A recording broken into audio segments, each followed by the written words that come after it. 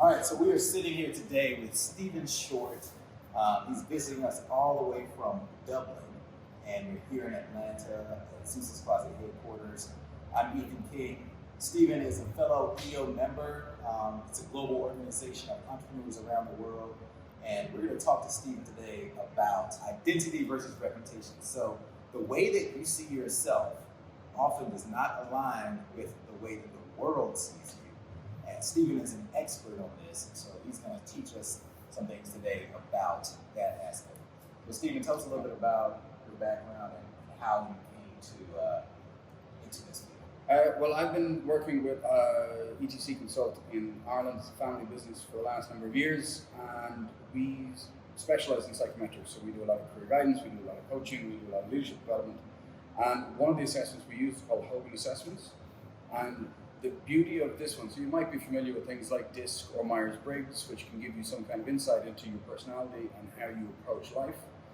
But the way that Hogan comes at it is it looks at it in a very different way. So the phrase, the you that you know is not worth knowing, is key here, because your identity, or how you see yourself, can be very, very different from your reputation or how other people see you.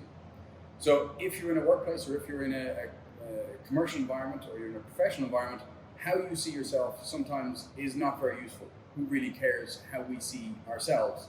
It's how other people see us that impact our professional careers, whether we are helped or hindered by those around us or by our own actions. So the reputation is what's more important going through life than your own identity. So a personal story, this is why it really resonated with me. So personally, I've always seen myself as an introvert. I love spending time alone. People ask me about my hobbies. It's video games, it's running. And someone pointed out to me, like, everything that you're into is really, independent, like I'm on my own. But then when we did this exercise called Johari Window, which I'll let Stevie talk about that in a minute, but Johari Window in a nutshell shows you how other people perceive you versus what you already know about yourself, and opens up to blind spots. And when I did this exercise with some people who I've known all my life, well, they started using words like bold, outgoing, extrovert to describe me. And that was a huge surprise to me. I'm like, no, that's the wrong person. That's not me. So that really puzzled me and kind of sent me on a quest of figuring this out. Like, why would they see me that way? Even with my employees, I've always felt like I'm a super nice guy, but one of my employees used the word abrasive to describe me, which totally shocked me.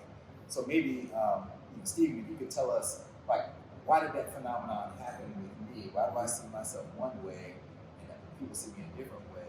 And maybe talk a little bit about Johari Window. Well, the way that we see ourselves is basically informed by, is always going to be relatively positive, and we're going to see ourselves. One of the examples that's used is we judge ourselves by our intentions, but we judge other people by their actions. So if somebody gives out to us, we say, well, I didn't mean to do that. But if somebody else does the exact same thing, it's very easy to go, oh, well, that's what they're like, that's what they do.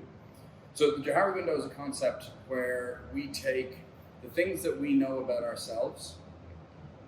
Everything in any kind of management consulting can generally be explained in a 4 quadrant. So if you take a piece of paper and you split it into 4, what we know about ourselves, and other people know about us, this is what's public, this is what everybody knows. What we know about ourselves, but other people don't know about us. What we know about ourselves, what we don't know about ourselves, and what other people do know about us, and then what we don't know and what other people don't know. So this is the Johari Window. So this is the bit we don't know about us and other people don't know about us. And the only way to grow that is to either let other people know more about you, or for you to know more about yourself, to grow that area, to shrink the public area. So this is probably going to be a lot easier to explain. So what is known to self and what is unknown to self. So what we don't know, we know about each other. What other people do know about us. So the important part of the Johari Window is to get as much information, as much feedback from other people about what they know about you, to grow your own awareness of yourself. So this is in times like you said, when you're talking about other people said that I was extroverted, other people said I was outgoing. That's not necessarily how you see yourself, but because other people see that in you, you can take those parts of your personality, you can take those parts of your life, and you can choose to amplify them, and you can choose to push yourself in, for example, in a 60-day video challenge, where you're making videos every day and deciding that this is going to be a part of when I'm going forward. It wasn't something that I did before, but I can see other people have seen a challenge or have seen a spark in me. So I'm going to go with that, and I'm going to grow as an individual. And the only way that we can grow is to start to look at our Johari window. That's right. And to me, like, these are the keys to success. The key to winning in life, to me, is when you are in alignment with how the world, if your internal self is in alignment with your external self and how the world sees you, and when you can marry the two, and it's authentic and genuine, and you live in that lane, and you're putting that out there in the universe, to me, that's the key to winning in life and becoming the best possible version of yourself, which is what we talk about here.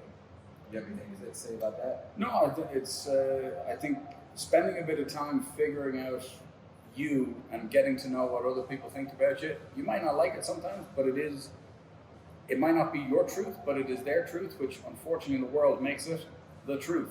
So finding out what other people know about you, what other people think about you. Some of them might be wrong. Online, probably a lot of them are wrong. But if you are able to take the bits of information that other people know about you to help you to grow to be a better version of yourself, then it's time well spent. All right. We heard it first.